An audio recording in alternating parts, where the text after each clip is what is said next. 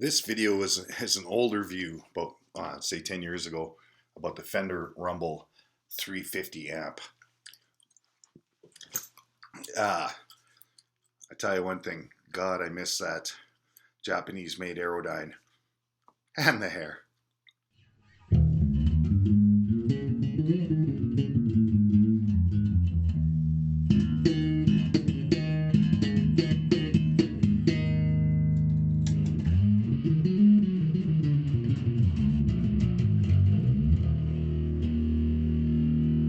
Hi, I'm Johnny Chronix, and I'm here to review the Fender 350 Rumble bass amp. Well, basically, there's a few fundamentals that you're looking for in a good bass amp, and one of them, of course, is sound. Number two would be durability, and for me, three would be ease of use. So we're just going to take a look at some of the features on this Rumble 350. First of all, as you can see here, it's fairly simple to use. You've got a 3-band parametric EQ, 4-band, sorry. You got your bass, your mids, and your treble. You've got a shake button, which does something like this. This is without, just flat.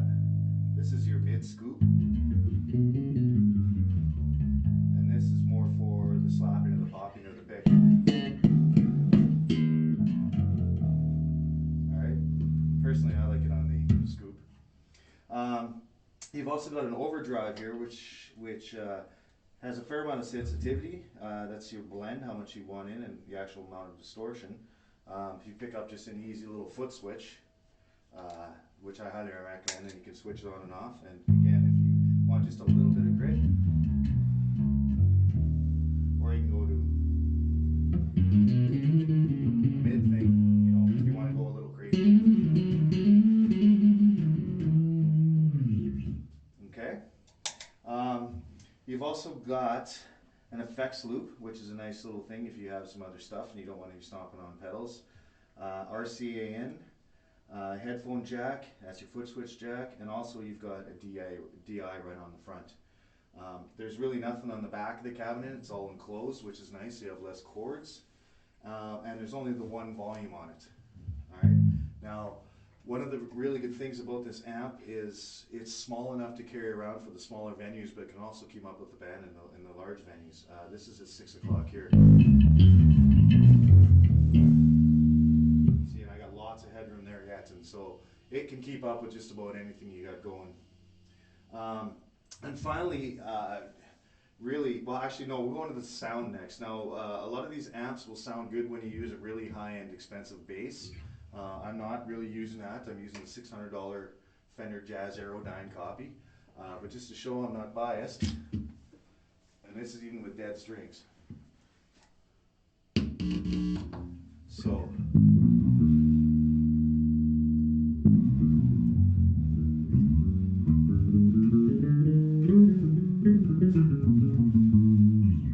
Alright, so the one thing that's really nice about it is it will sound good with just about any type of playing style and virtually any type of bass. Alright, and the last thing I want to talk about really is durability. Now, I haven't had it for long enough to say how it's going to do on the road, but it's solid state, so you're going to have less problems than you're going to have with the tubes. And it's fairly close representation of a tube sound, particularly if you mix in distortion. It's nice hard shell casing. It's also got wheels, casters, which you remove if you want, so you can roll it up to the gig and then pull them off on stage if you so choose. Makes it easier to stack and stuff like that.